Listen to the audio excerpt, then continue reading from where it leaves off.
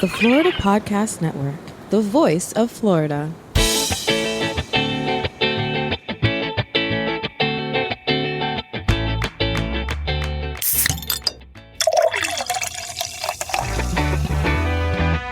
From Mallory Square in Key West to the Governor's Mansion in Tallahassee and all points beyond, you're listening to the Florida Beer Podcast, powered by FloridaBeerBlog.com, your source for all things related to the craft beer community in the Sunshine State.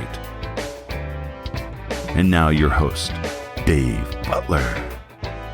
Welcome to another episode of the Florida Beer Podcast, powered by FloridaBeerBlog.com. This is Dave, your host and author. Hopefully you enjoyed our little 2-for-1 that we had last week, chatting with Andrew from Mezcal Lauderdale, and then also Amber's trip to Stormhouse Brewing's second anniversary.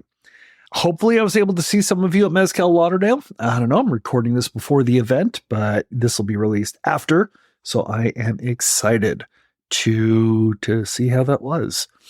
In the meantime, we are heading back down to the Magic City. I've had this interview for a little while. I am excited to share it with you. This is Magic 13.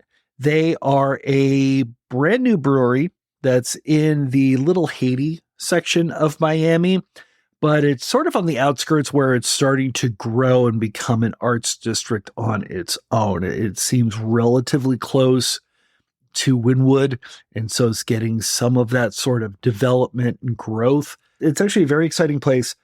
And then you have Magic 13. Now, with Magic 13, what you have to realize is they are brand new, but the head brewer, Jean Taboada, who we're going to be speaking to here in a few minutes, not his first brewery. We're actually going to talk about 13 Pesos, which is his currently existing brewery in South America.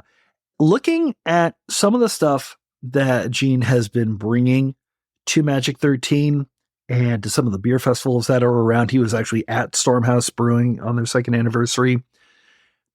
It's kind of awesome because he's taking some stuff and he's twisting the standard expectations just a little bit in ways that I think are absolutely fantastic. And the beer of theirs that I actually tried at Stormhouse, I was going to try it on the day the interview was recorded, but I didn't get the chance to, was a Vienna lager, which is one of my favorite styles, but brewed with rye in the malt bill.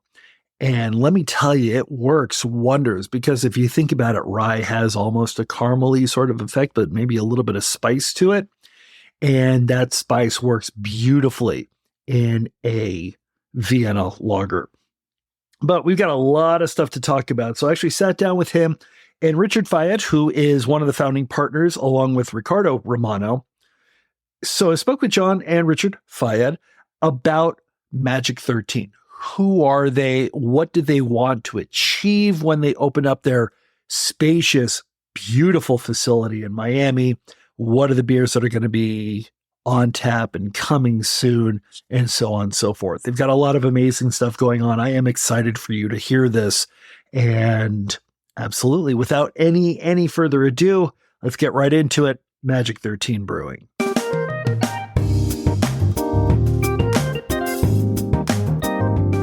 So we're just going to jump right in. But I will say that the Magic 13 story does not seem to start here in the United States. This story starts in Colombia. Is that safe to say?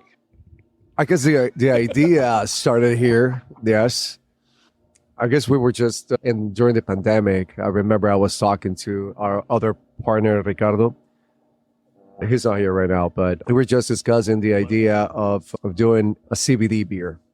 Because we were working on CBD products, and he has a plant, and I do private label. So we were discussing the idea. So I talked to him like I need a sample of CBD, and I talked to my brother-in-law because he has a brewery in Colombia.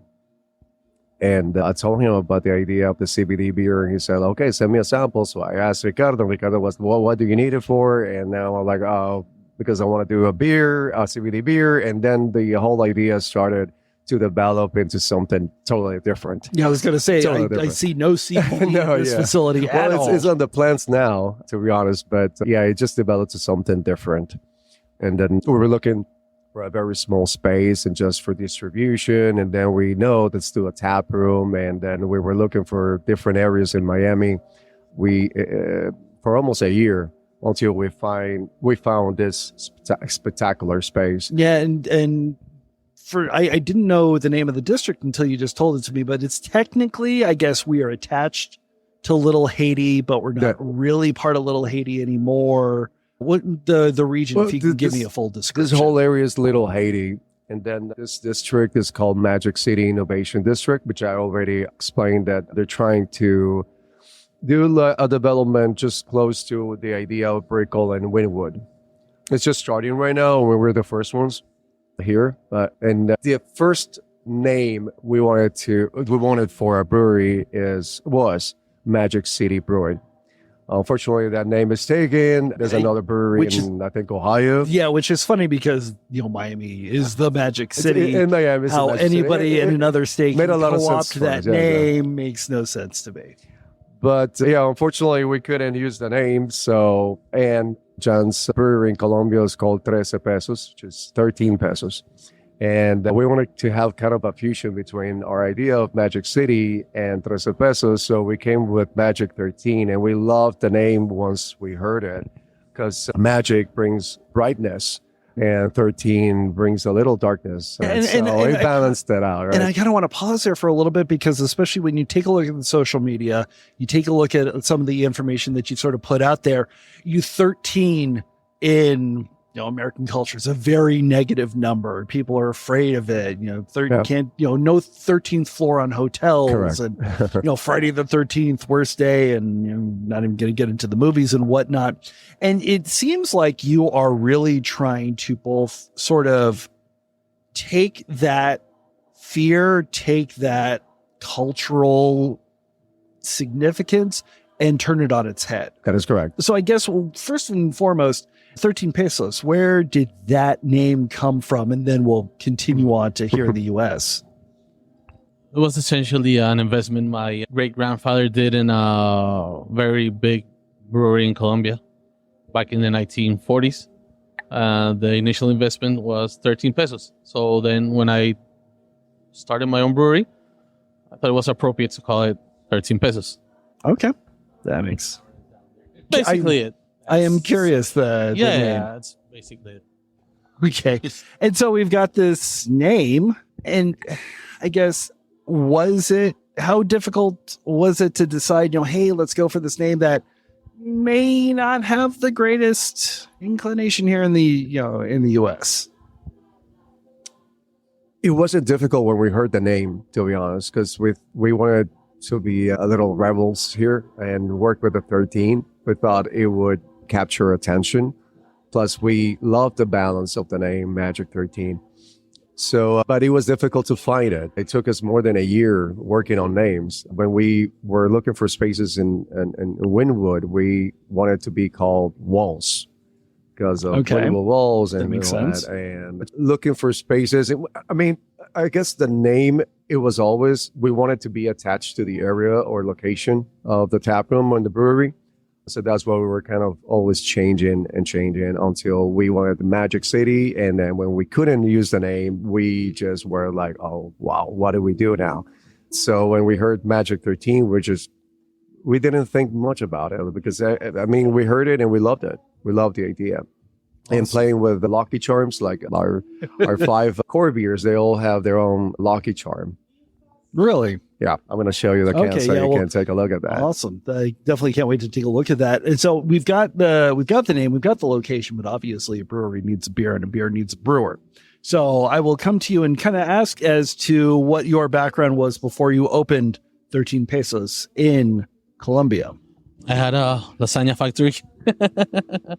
I was a home brewer for a very long time. So I sold the lasagna factory and started a brewery. Almost 8 years ago now. I think it all started when I gave you this home kit Homebrew kit, yeah. You're right? Yeah. Homebrew kit. And that was for your birthday or maybe Christmas, or Christmas. something. That was so many years ago. Yeah. And he started brewing. Like And he was actually here. But then he 2012. went back to Colombia and then you started you continue doing it. Yeah. And that's where But I started as a home brewer. that's where you created now. I guess in terms of opening up the brewery in Colombia, when you decided to do that, with the brewery, they tend to have a vision. They tend to have a specific focus in mind with your location. What really did you want to try to focus on? What were the styles that you found worked really well when you were there? We actually do only distribution in Colombia. We don't have a taproom or a bar. Interesting. So I try to bring back styles that I enjoyed here in the States, bring them back to Colombia, and styles that I would know I would sell. So we started out with some Saisons, some Blondes, and then our biggest seller eventually was the IPA. Yeah, it took off with the IPA. It's kind of awesome. Do you find that brewing an IPA that works for a completely different market is very, very different from the IPAs that are expected to be brewed here in the United States? That's a mistake many people make. Really? Yeah, because, many brewers in Colombia, they think that you have to do it like a very mellow IPA, not so bitter, and they weren't very successful at it just because of that. So, you have to brew it just like everybody enjoys it here, over there. Interesting. Yeah.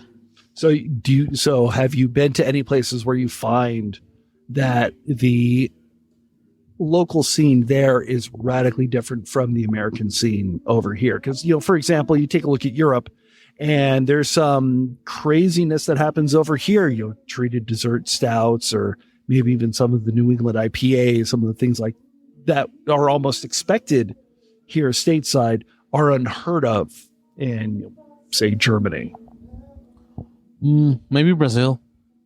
Really? A lot of sour fruited beers, very high ABV, like Santa Catarina, the Catarina sour style. You basically find sour beers, 6% sour beers made with local fresh produce in every other brewery in Brazil. It's not specialty beers, like beer. Interesting. Yeah. So when it came, I guess, how did the two of you decide to join forces to create the brewery that we're currently sitting in? Well, he's my brother-in-law, and I've tried his beer for many years, and I loved it. I wasn't like a beer snob, like I'm trying to be now, but I wasn't a beer snob. I was just trying just lagers and pilsners, but he came with stouts and amber beer, and I don't remember what was my favorite. It was a stout. I remember it was my favorite, stout. but they were just delicious, and they were different than the mainstream beer in Colombia. So, and your relationship was strong enough to where you could actually work with him. I'm easy to work with. Okay. Yeah. So when we had the idea, I knew that we were going to have a solid product. I knew that because, of his experience and because I've tried it before. And I know what people's feedback about his beer in Colombia. And I can see that now. Since the first day, people were just amazed by the flavors. I mean, I can see you enjoy it as well. It's absolutely fantastic. So I think we're doing a great job here. I mean, he's doing a great job. One of the things that we wanted, we didn't want to be perceived as, I guess, specialty craft beer. Yeah, too complex, or, we didn't want to have complex beer. We wanted to have something approachable, like for everyone to enjoy. IPAs or even sours. Our first sour, which is not a sour, is tart. Slightly tart. Slightly sour, lightly tart. It's technically a Goza, correct? A It's an Goza, American exactly. style Goza. So everything our core beers are just not intimidating. We didn't want our beer to be intimidating. Even our brand is not intimidating. Most of the craft beers, they want to be intimidating. They want to just have this small niche and just want to be known by everyone. Awesome. And you said that you had developed the original tap list pretty quickly. Yeah. Based on everything you said, I would assume how similar did you basically just take the 13 Pesos tap list, copy and paste it down here? Or did you make any specific changes based on things that you either didn't want to deal with or that you thought would be a little bit better here in Miami? Actually, all of them are different beers than what I brew in Colombia. Interesting. I have access to different raw materials here. Okay. We have limited access over there, like limited access to malts and hops. So all our beers here are different to what I do in Colombia. Colombia, we actually have 4 core beers, then some white labels we do for other breweries, and that's it. So no one-offs, or I don't have capacity over there for one-offs. We're pretty tight. So interesting. And you said that you have basically 5 core beers that are here. Can you give us a quick rundown of some of those and exactly what you were kind of looking for with those? Because I know one of the things that he mentioned, a big fan of American Dream, which is kind of your standard American IPA. As we take a look at some of these amazing cans. So the Islander's an American lager, all malt, no adjunts, very mellow, very tasty, tastes like a lager. Tastes like beer. I think that beer tastes ultimately like lager, or lager tastes like beer. Mm-hmm. So that's our biggest seller, and that's what people after they have a 9% double IPA, they want to have something that they can just enjoy and not think about it. So they ask for that one. And the golden rules is for people that think that the American lager is a little watery, a little too mellow, so they get the golden ale. It's a little higher in ABV. It's an ale. It's got a little more character to it. Then on the other side, it's just as light as the other ones, but very different in flavors. It's the American Goza, the Magic City. I call it American Goza because I don't put coriander in it. Okay. So it's just salty, tarty wheat ale. And we have the IPA. It's a classic American IPA. If you've been in the craft beer scene for a long time and you taste it, you're gonna go back to 2008. Gonna bring back memories.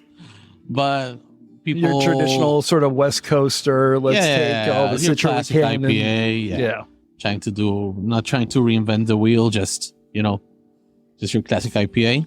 And then the Hazy Room, it's modern hazy IPA. It's 6.7%. It's our highest ABV core, and that's our second biggest seller. Gotcha. And kind of going back to what you were saying about the iconography and the imagery on the cans, and I'm noticing there's little differences for each one of them. Like the American IPA, American Dream has the Dreamcatcher on the side, and Hazy IPA has the elephant in the room. I noticed Island Lager immediately came out with the 8-ball. 8-ball, yeah. I guess, who decided on this kind of interesting little the three twist? of us. We were just having a conversation, and I guess in an hour we came up with the names and the lucky charms for each one of them. For the 8-ball, for example, it's very popular to play pool in the islands, Okay. So, and this was actually developed for a place like this in the islands.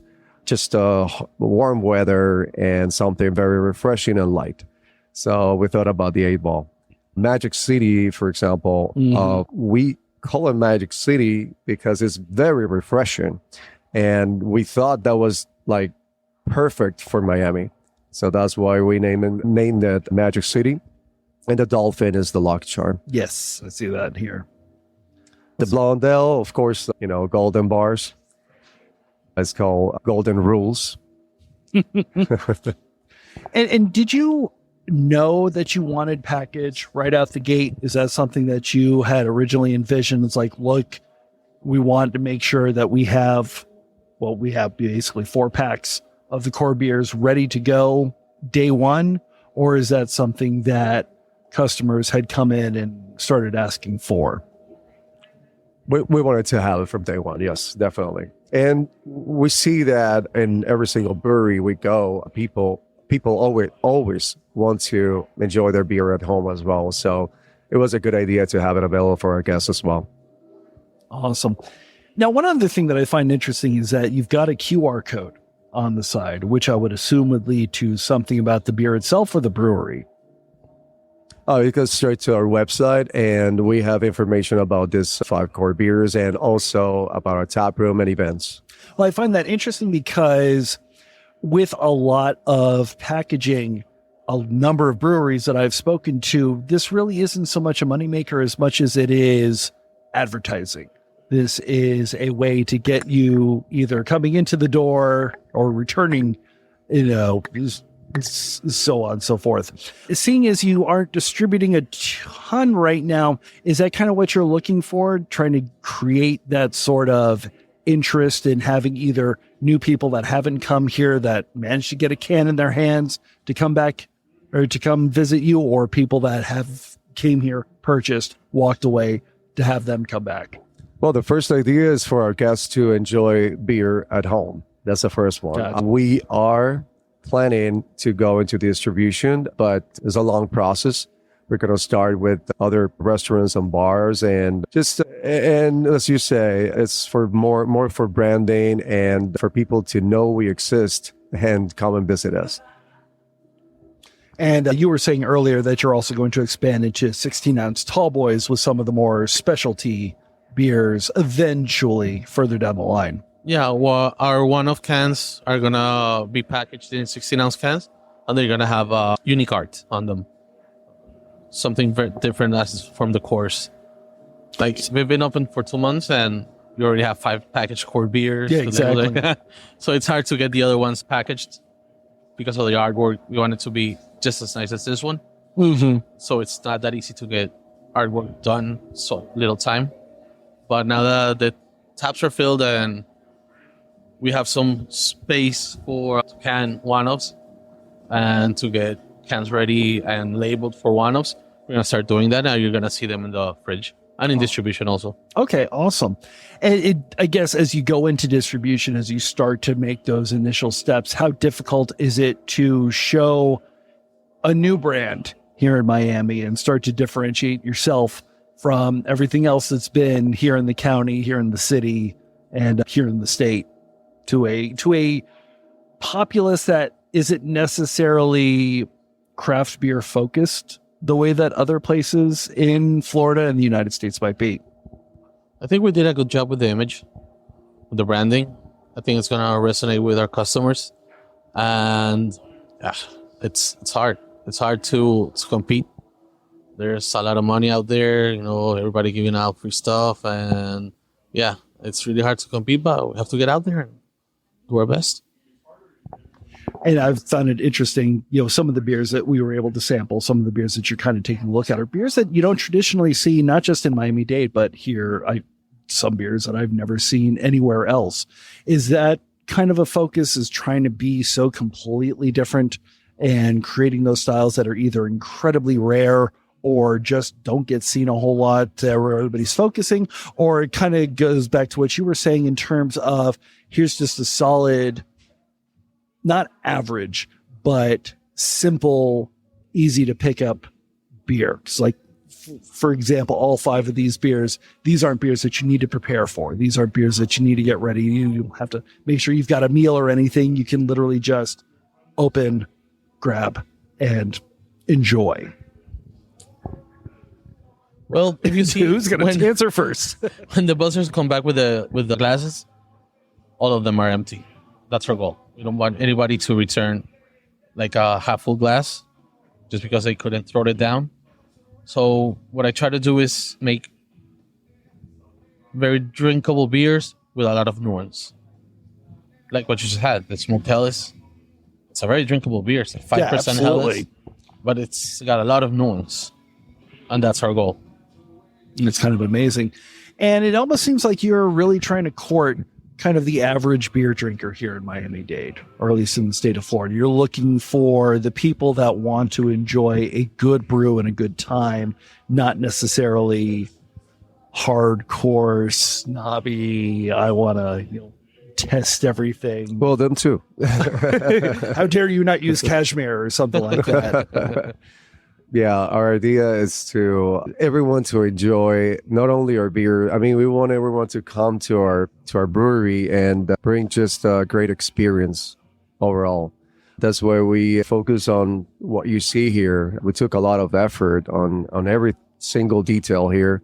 The outdoor space. We need to talk about the outdoor space because it is cavernous and it is absolutely amazing out there. Yeah. And also with live entertainment. I think I mentioned to you before, we have on Tuesdays, we have open mic, which I enjoyed a lot last night. Wednesdays, we have karaoke, and then we have live bands every Thursday, Friday, Saturday, and Sunday. So it's all about the experience. Also, we don't have our own kitchen, but our food service is something that our servers are. We just try to bring like full service to our guests. So it's table service, and we try to bring a little, not upscale, but I guess over average type of service on every brewery or average breweries. And how much of the atmosphere was a big part of why you chose the location, why you did what you did with this? Because obviously, I'm sure that you have been to many breweries where it's literally just a outdoor space. We definitely needed something like, we wanted a beer garden and something with a great space, and just because of, I guess the idea came up during the pandemic. So definitely needed something like this. It was very hard to find a space like this. And we thought like with that, we can work this building, we can make it work. But the most difficult part was to find an outdoor space like this. Interesting. That I had no idea would be so. You can turn a warehouse into anything you want. That's a good point. But finding a space like that is very difficult. It's kind of amazing.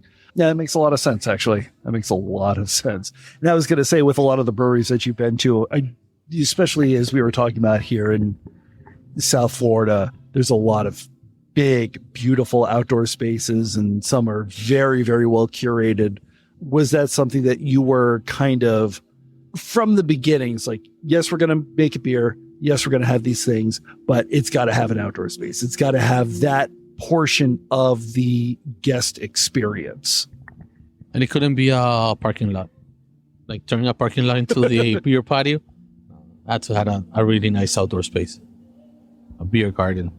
That makes perfect sense. And I've seen that before. And I kind of agree. So do you think that you found the right space a couple months in? It's like, yep, we were supposed to be here. This is exactly what we needed to be. And we found exactly what we had. After 2 years looking for spaces, definitely.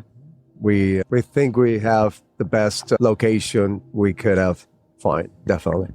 That's kind of amazing. It's difficult to hear that sometimes, and especially with some of the horror stories that I've heard. How has the community been? Have they sort of embraced having their own brewery in the area? Have you seen a lot of people that have come out and just walked over and supported? Or do you get a lot of people, most of your people coming from outside the immediate vicinity? I think our neighbors are our main guests here, and it's incredible because we don't have much traffic in this street, but we've been noticed, I guess. So yeah, they come here with their dogs, with their kids, and it's incredible, the ambience that we get here from my neighbors. That's kind of awesome. You're not too terribly far from the tourist areas, but I think, that was definitely not the intention to do. It's like, this is Miami for people in Miami, not Miami for people that are in Ohio. Yeah, we always steal our names. We want to be perceived as a local brewery, more like that than just a tourist taproom.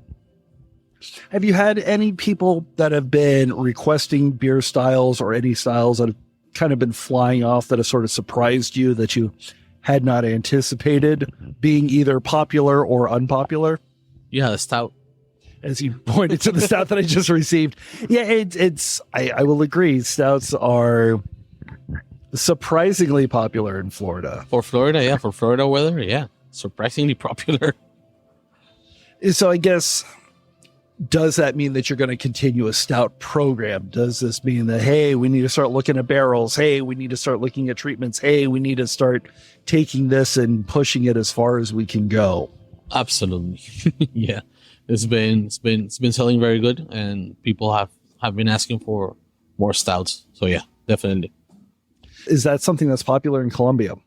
Stouts like this, that not necessarily heavy, but I do a lot of stouts. I have a lot of gold medals for stouts. I just don't brew them as much as here because, like, Miami weather. But yeah, I'm going to have to start brewing more and more stouts.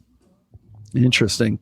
So I guess that begs the question, because like you had mentioned, there's not an infinite amount of space. Like you've got a couple small but beautiful fooders that are just waiting for beers. Does this mean that it's time to start looking at barrel aging this early in the process? Yeah. We're definitely we're gonna start barrel aging. Yeah. Okay. Do you have stuff set up? Or I have 2 barrels coming in right now. Oh, cool. I have 2 more over there, so it's right now. Did you anticipate a barrel aging program in Miami when you had this vision? Yeah, I think we discussed that. You wanted to have specialties. I just saw a picture of the barrels in what looks like the back of a Jeep, partially plastic wrapped on their way here. Yeah, that's hysterical. I remember I visited Jean in Colombia, and he was aging. I don't remember where it was. So we heavy with black tea, and the Really? Imperial Stout with cacao, cinnamon,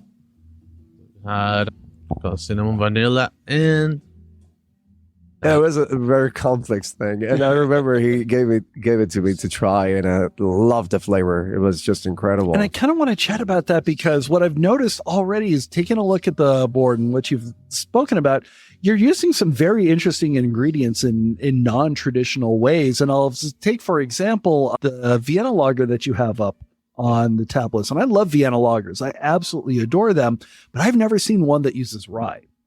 Like I've never seen one like we've spoken about before. Let's take our Vienna malt. Let's take some caramel malt. Let's put it in there. Let's make it, nice and sweet and caramely, and then move on. Nobody touches anything outside of that kind of a grain bill. But here we are with rye, beers with black tea and so on. That's kind of interesting.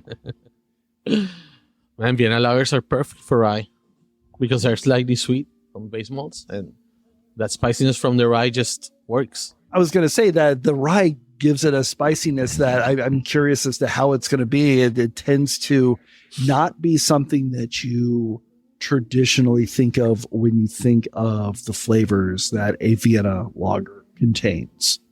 Yeah, Vienna lagers, to me, they're almost like liquid bread. So why not put some rye in it?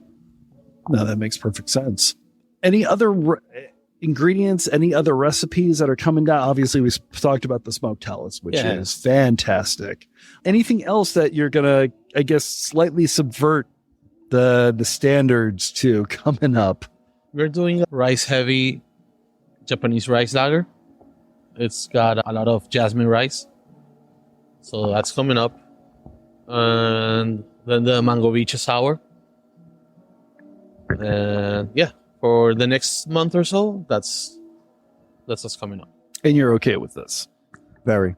I tried the mango biche. Yeah, it's got mango biche and habanero chilies. And habanero. Yeah. Oh my God, that was delicious. It's always been interesting to see the relationship between an owner and a brewmaster. And sometimes the owners say, here's what you do. And sometimes the owners are like, go have fun. You are technically family, so that makes things a little bit more muddled, but it seems like you just sort of... Well, he's also an owner, so he has more weight here. That makes sense. But it seems like there's just, you are allowed to sort of go. Yeah, they don't mess too much with the tap list. It's just go crazy. But it seems like it's also that your customers have been responding very well over the past couple months with this. Yeah. All of them have been good sellers. All of them, yeah. Which is amazing. Do you have plans to increase the number of taps? I know that you have a couple of 15-barrel fermenters that are coming up pretty soon. We actually have 4 more taps. 4 more. Okay, Yeah. Nice. Yeah. So we also have coming up just to like round out the stout thing. That's amazing. Yeah. Do you have any recipes, any in mind, any kind of beer styles that you both are interested in that maybe it's just not time just yet? Let's get a couple more months behind us and then we will unleash this upon the populace. Not really. No, because as we go, go with the weather, it's going to start to get really hot. So the Japanese rice lager is going to be perfect. The smoked hell is going to be perfect. I'm super excited. I love rice lagers. When Oktoberfest gets here, we're going to release our fooder-aged Marzen and another smoked helles, fooder-aged smoked helles. And then the winter, beer is going to go with the seasons. So releases are going to be season-centric. Gotcha. We feel so comfortable with our core beers that, it's time to just get creative and to him to do his magic. I was going to say, these seem to be going pretty well from what I can tell. Yeah. I was really impressed. I am still impressed by the acceptance of our hazy. I didn't like hazies, but once I tried ours, I was like, wow, this is delicious. And you can see it's our second most popular beer here after the lager.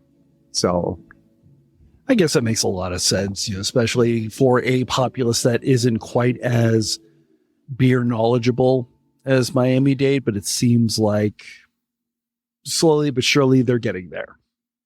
Yeah. If that makes any sense. So it seems like Magic 13 has come to a start that is more positive than it seems like anybody had anticipated. It seems like it's really exploded even more than what you had expected. Is that fair to say? Yeah, for sure. I don't think so, yeah. Or are you just like, yep, I know it's going to be popular? Like any other business, it's really hard to anticipate what's going to happen. But we put so much effort and love into this that we knew that we were going to do very well. And I think we're in a good path of success for sure. It's definitely very evident. So thank you very much, gentlemen. I do appreciate it. And I can't wait to try that fooder-aged Oktoberfest. It's going to be amazing.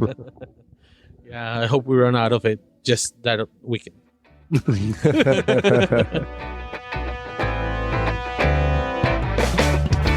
So there you go. Trust me, with as good as it sounds, the beer at the brewery is so much better. I know they just released a rice lager in cans, which I'm super, super, super excited to try. Hopefully I'll be able to make it out there sometime soon and get that from them. Next week, we have a two-part. It's going to be part one of a two-part of a longtime friend of the podcast. He's been on several episodes, but now it's time to actually bring him on for a brewery interview. I'm very excited that this finally happened. You're just going to have to wait to find out who it is. In the meantime, thank you so much to Magic 13. I had a great time. I cannot wait to be back. I do want to try that rice lager and that Vienna lager with the rye. Absolutely killer. If you can make it down to Miami, do yourself a favor and go. If you want to find us, the best way to do so is on social media. We're at Florida Beer Blog on Instagram and Twitter. FL Beer Blog is our handle on Facebook. On the internet at floridabeerpodcast.com, floridabeerblog.com. We update several times a week there. You can email us at floridabeerblog@gmail.com. And we are also a very proud member of the Florida Podcast Network, which you can find at floridapodcastnetwork.com, or the closed Facebook group FPN Insiders, which will get you all sorts of information from all the new stuff that's coming down on the network. If you are listening to us on a podcasting app, please do us a huge favor. Like us, subscribe. You'll find out when those next episodes are coming. You will also be able to give us a nice, juicy 5-star review. Please do so. It really does help us get the word out and promote the blog and bring more people like you into the wide, wonderful world of Florida craft beer. Our intro announcer is Jeff Brozovich. Field producer is Steve Bacala. Executive producer for the Florida Podcast Network and Grand High Poobah is Jimmy Lagonier. This is David Butler, your host and author. Thank you so much, and we will see you next week. In the meantime, regardless of where you got your beer, hopefully it is in the state of Florida so that you can drink Florida craft.